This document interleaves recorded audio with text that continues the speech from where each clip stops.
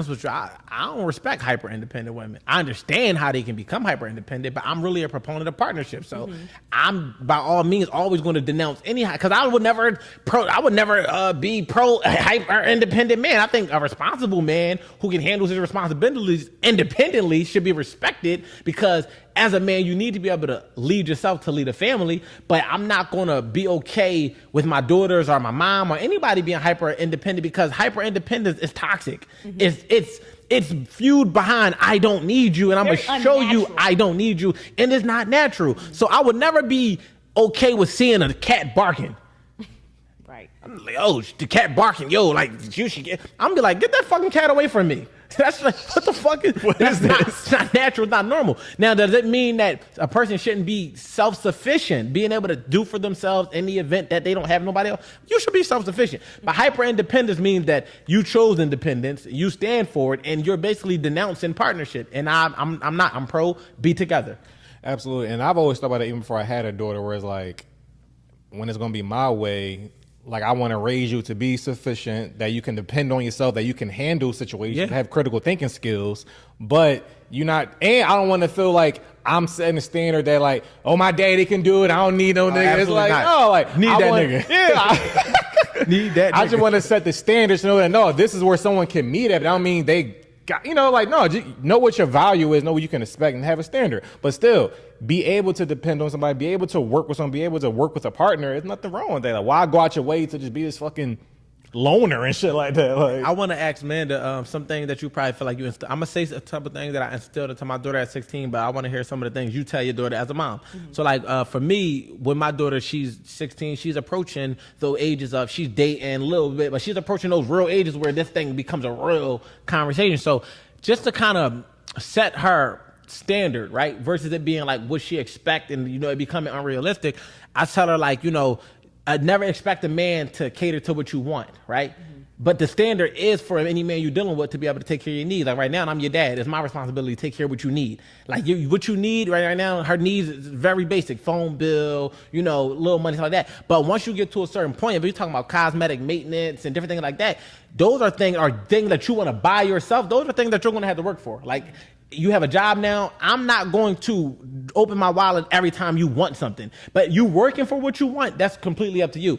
But I'm going to always provide the essential things. I said you should be able to cover the things that you want while you're dealing with a man that's covering the things that you need. So when you expect, it's like any type of overhead, you shouldn't expect for a man to, you should understand that a man should carry these major responsibilities. I don't want my daughter to have to be burdened or plagued with these big expenses. But if you got small expenses, because they grow, right? Right now, it's just a phone bill. Then one day it might be car insurance. She 18, 19 with a car, just car insurance. Then it becomes rent. If you're dealing with a man, I want the man to be able to handle the responsibilities that will make your life easier while you are making his life easier in these ways, without it being like a thing where you think that he's supposed to send you money for your hair and your nails. Because I'm your dad, and I do that. I take care. I pay their hair, pay their nails. But it's going to be certain things you want that I'm just not going to do just because you want it, and I'm your dad. So I don't want you to put that on a man. Another thing I talk to her about is never make a man show you he a man. And what I mean by that is, don't never let your mouth get so disrespectful that you force a man to show, because I'm your dad, and yeah, I'm going to protect you, but I'm also a man, and I understand that I don't want you thinking that it's okay to disrespect a man, because I don't let you disrespect me. So if you feel like a man is showing you he a man and you didn't do nothing to incite that, remove yourself away from that man. But if you getting off at the lip with him, don't do that, because now you are put him in a predicament to go from being your protector to now being an abuser. And I don't never want you to put yourself in that predicament ignorantly thinking that you got to poke your chest out to a man when you really don't have to. If a man is coming at you in a certain way, you could just disengage. Don't further entice the situation. So these are things that I feel like, being an adult man dealing with women, things that I'm like, I don't want my daughter growing up acting like this. So as a man, from a man's perspective, let me protect her from herself to be able to protect her relationship and the person she might deal with, so she's not the problem in those particular areas. So what's something that you feel like you would instill into your 16-year-old from a mom perspective? It's, to your point, I'm like, we don't, number one, men or women are not equal. I don't care what nobody say. There's nothing you can do to change my mind about that. I'm not bucking at no man. I can't beat no man. Yeah. I have no desire to. Yeah. If a war breaks out, I want to go behind a man. 100%. Not in front of him. So. Send Q. So I'm like, it's like same thing. If it gets like that, gracefully bow out, right? And but high school, and she's in the 11th grade now, a lot of things that I talk about her, especially as I'm learning, is the friendship dynamic. Oh my gosh, how, for sure.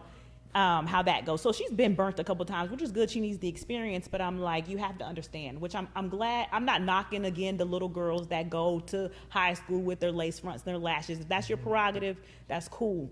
My oldest is not like that. My younger one, she's something else. But anyway, so I try to teach her. I made her read the 4 Agreements.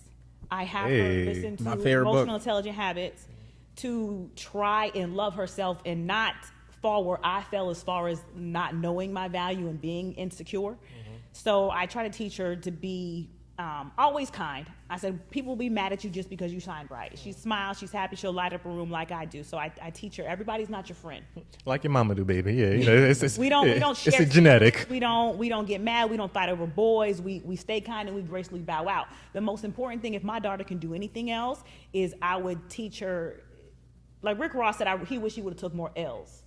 So not looking at it from a negative standpoint, but you don't have to argue and be nasty and be vindictive and have a bad mouth. You will get so much. Women in general will get so much out of life if they just calm down. Shut the fuck up. Is what she just shut the fuck up. So my important your language. I just want her to be calm. I was just reading Amanda's thoughts. Just be kind. Like you don't have to be ugly. And I tell people, it sounds cliche, hurt people. Nobody who has a good life and who is happy and who's confident is going to be mean to you. That's a fact. So if someone is mean to you, understand that they might have a bad life. Their parents might be mean to them. Their parents might be on drugs. They might be getting raped. They might be getting molested. Let them work out their anger and you just bow out because you have a good life. Yeah, you don't got to meet them where they at. No. And I think that's where people like stop accepting invitations to drama.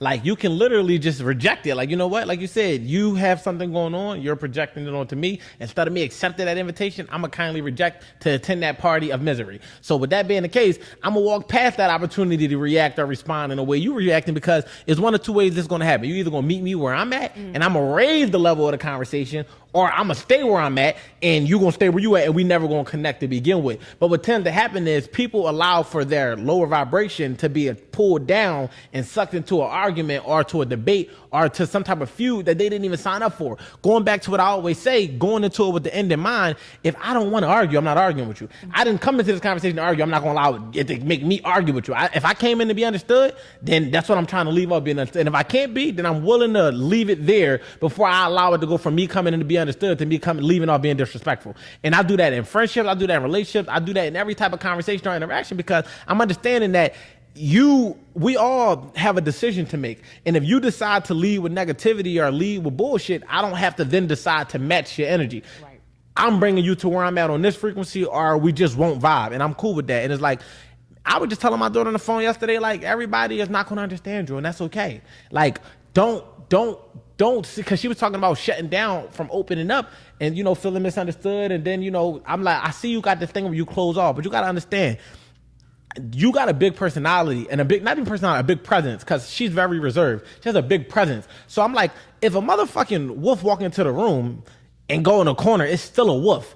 Even if it's over in the corner, ducked off like this. So you thinking that the more you cower and the more you reserve yourself, the less people are going to be intimidated by you.